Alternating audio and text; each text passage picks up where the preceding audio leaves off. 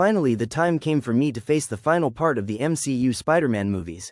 Spider-Man No Way Home. I found out that it was Doctor Strange this time causing the multiverse to unravel, so I decided to help him by making him sexually attractive for all women, and I gave him the powers absolute devotion and attraction, and I managed to get him back together with his girlfriend, and they even got married, and he even knocked her up. I had stopped Doctor Strange from making a big mistake. I had also managed to save my MIT admissions clerk, and after I saved her she said to me, "Peter, you're a hero and I'm going to put in a good word for you at the school," and I said thank you, and she said, "I know you were going to get in anyway because you saved our world more than once, Peter." And then I disabled Dr. Octavius' mechanical tentacles and he was no longer able to use them thanks to my special armor that Tony Stark made for me. And then I said, "I'm not your Peter Parker, I know who you're looking for, but I'm not him. I can help you with everything. There's a lab nearby owned by a man named Tony Stark. He can even create the sun in the palm of his hand, and so too can I because I am a Spider-Man with godlike powers." And then I said, "Behold, as I created a miniature sun in the palm of my hand," and he said, "Incredible, how are you doing that?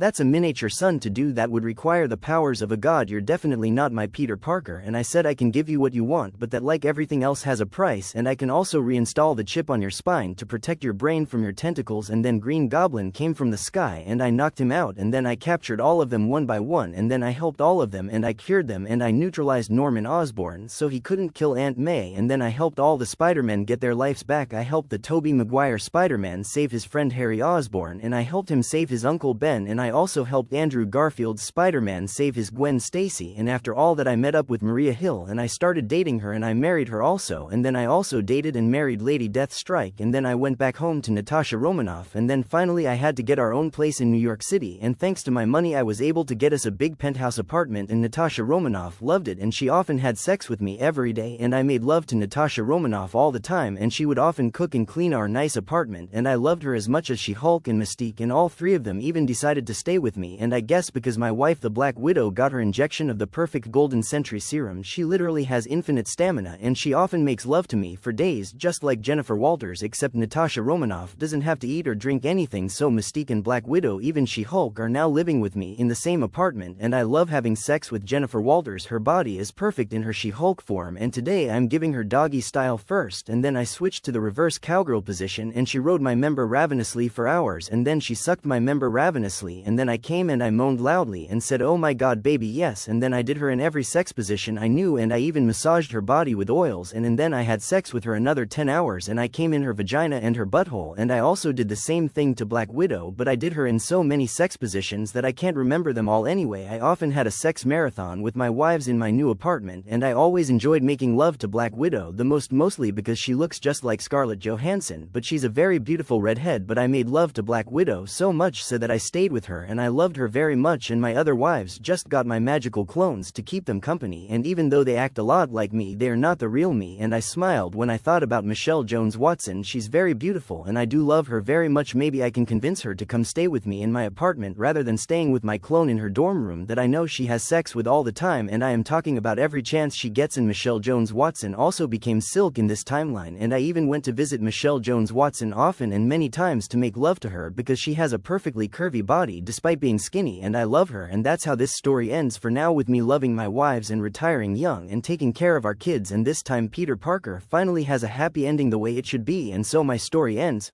for now.